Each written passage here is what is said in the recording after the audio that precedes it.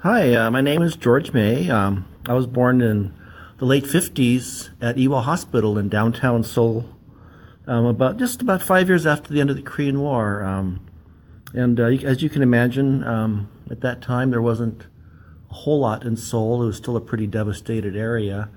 I don't have many memories of my early childhood, but I do remember that our family home at that time was located in Mapo, and we lived in a traditional Korean hanok, a multi-generational Korean-style home that involved a square of rooms where the different generations would live, and there would be a courtyard out in the middle where we would often meet to mingle as a family. In that home was, of course, my mom and her brothers and sisters and my Korean grandparents. I still remember being a young boy and having to empty my Korean grandmother's chamber pot every night. At that time, of course, we didn't have regular toilet facilities, but we did have an outhouse, and the ladies had chamber pots for use during the nighttime, too. We moved to Sabingodong by the Bonpo Bridge in the early 60s to the home that our family still currently owns. It wasn't that far from Yongsan, and I remember, too, at that time that the road from the Army base to our home through Sabingo was still a dirt road at that time.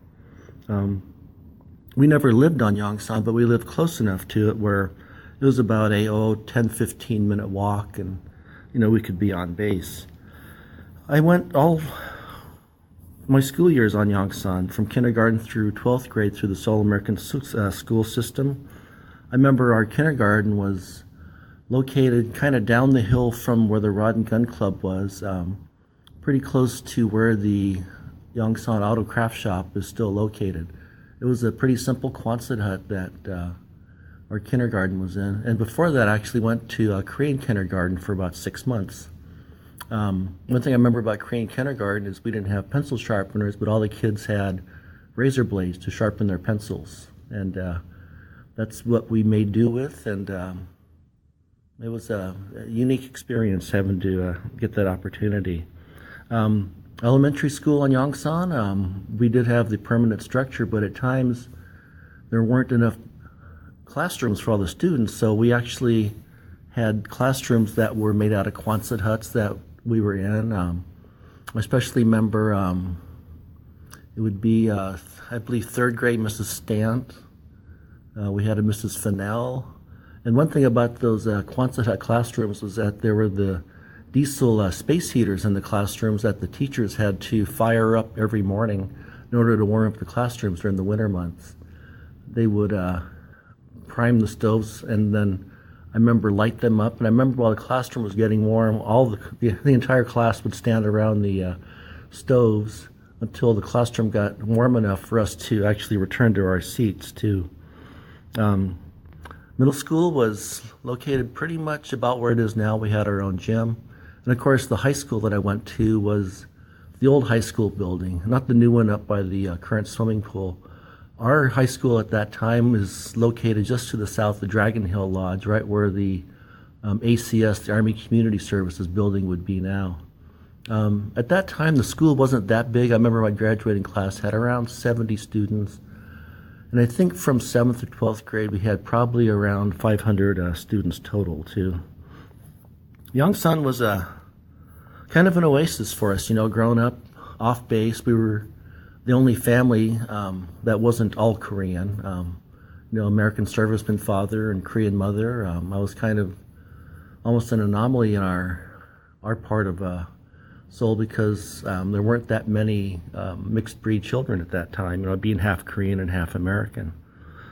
So going to Yongsan was, like I said, like an oasis.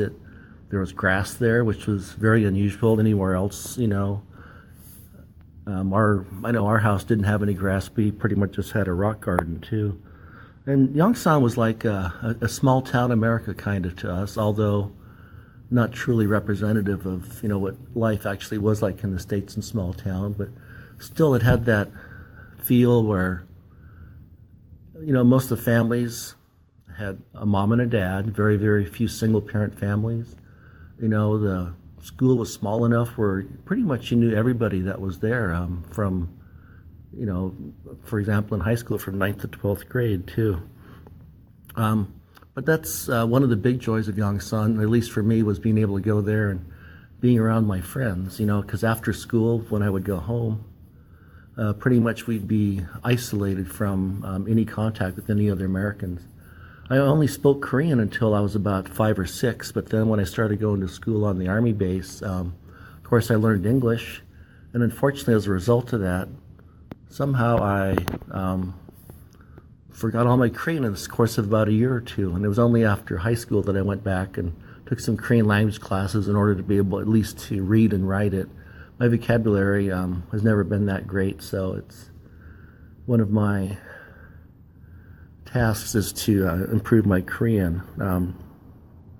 One thing about the high school in Yongsan is about half of the school population would be new every year. A lot of the military families were there for 1 year, 2 years, sometimes 3 years.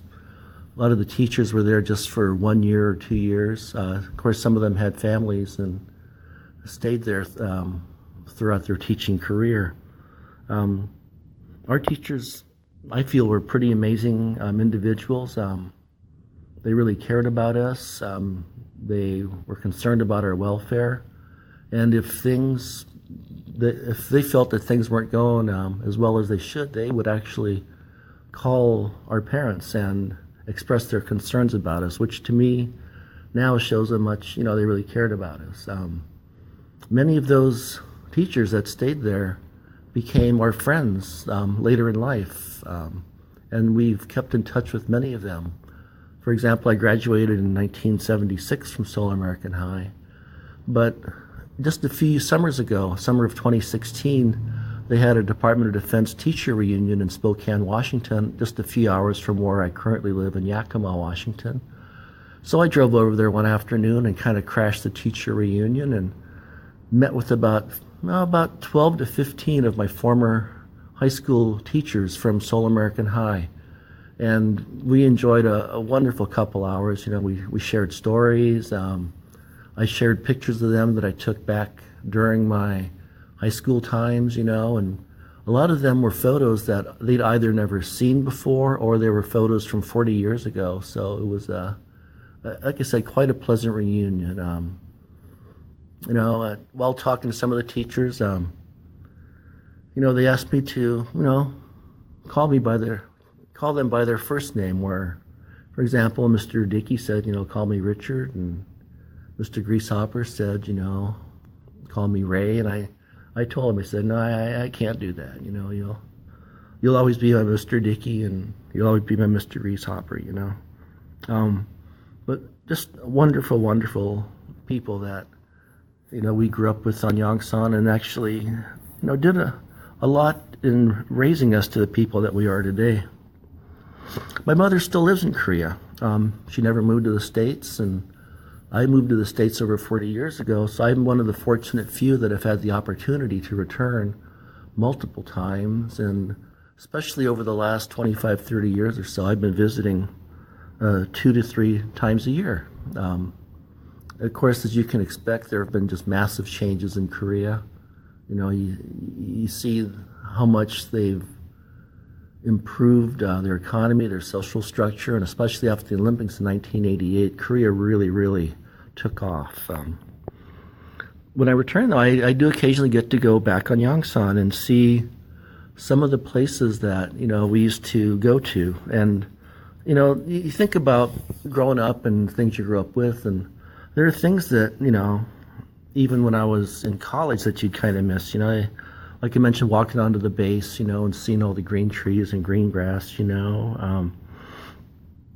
Other places that you think about are places like, Collier Field House, and the sports fields next to it. We spent hundreds of hours there, playing football and baseball and soccer and, playing around in the gym, It was kind of a haunt for a lot of us after school, because since our parents were working, that was a place where we gathered out, hung out and gathered together too. Other places, the swimming pools, the main pool that's still there. There used to be an officers club pool where there's just a parking lot right now by the repo depot. My lifeguarded there for several summers. It was once again, a kind of a favorite hangout for a lot of people to go to, especially during the hot monsoon season. And, being a place where there's a lot of transient people, that was one of the first spots a lot of newcomers came when they arrived in Korea, was to a swimming pool to meet other people. Base Library was another place that I used to hang out a lot. I would go with my father to work in the morning, and then after school, when I was younger, I would just go to the base library, especially during middle school, and just read, for an hour or two until it was time for him to get off work and for us to go home. Of course, the arts and crafts shop, once I got into photography when I was around 14, almost every day after school, I was at the photo lab, developing film, printing. They had wonderful facilities. They offered, free chemistry for film and print development, even for developing color slides. The instructors were incredible. Mr. Kim, of course, we called him Play Kim because he wore a toupee, thought he was kind of a playboy. Excellent photo instructor and photographer. Mr. Cho was another amazing photo instructor, and I just remember they spent, hours and hours with me, teaching me how to improve my photography, how to improve my print skills, just really good mentors to have too. And the rest of the craft shop, along with like woodworking, macrame, leather craft, ceramics, lapidary. It was a good place, and it was, of course, offered for the GIs to give them things to do, because at that time, of course, we only had one U.S. TV channel in Korea, and no video games or anything else like that either. The teen club, of course, was a favorite hangout for preteens and teens because it was a place to gather once again after school, waiting for parents to get off work. They offered, for teens, they had, the pool tables, ping pong tables, foosball. Friday nights they had dances where we actually had live music. I remember, in particular, for a while in the early 70s, several members of the U.S. 8th Army Band joined together, and there were about 10 of them, and they would come play, and the name of the band was The Ghetto, and wonderful soul funk music. We had the Cheshire Brothers, very talented family that had several kids that would play in a band. And then there was the short bands. I remember David Short was in my class, and I think Fred Short was his older brother, and they also had a band. So we actually enjoyed live music, Friday night dances. Of course, you'd go there with your girlfriend and dance and talk, and when the evening was over, the curfew was still around at that time, so we had to catch the late night bus to drop off our girlfriends at their homes, and then we would catch it back to our houses back. The Embassy Club, the Yongsan Club at the top of the hill above the high school, they had wonderful facilities for eating, for family functions, and they also opened like a lunchroom up for a lot of the students too, so we'd have a place to eat because at that time we had no cafeteria. I know the PX, commissary, places for us to go shopping. Once we were old enough to get into stereo gear, there was wonderful stereo equipment in a sound room that they had in there. Other places I think about, of course there was the GI barracks where we used to sneak in and buy beer for a quarter can out of the vending machines, which they had back then. I'm sure those are long gone now too.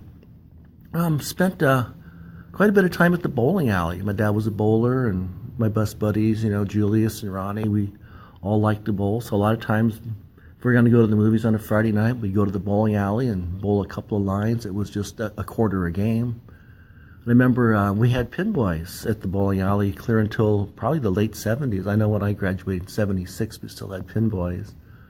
Nice thing about them, if you wanted to practice spare bowling, you could just have them set up a 10-pin and just bowl it over and over and over. And I remember even though I was like only 9 or 10 years old, the snack bar would still sell me a can of beer. So I could slide the can of beer down the gutter to the pin boy working down there. They were always happy to get a little treat like that too. You know, Yongsan, to me, there's of course there's the place itself too, but all the people that came through there and all the multiple generations that grew up there, lived there, played there, worked there. You know, even though we're there at different times, we shared many common experiences. You know, Yongsan is not just a place, but it's definitely an experience that anyone who was ever affiliated with it, lived there, played there, went to school there, will definitely remember it. And gosh, you know, I'm sorry to see it go. You know, it's part of our lives that I'm very happy that I was able to be a part of it, because it's an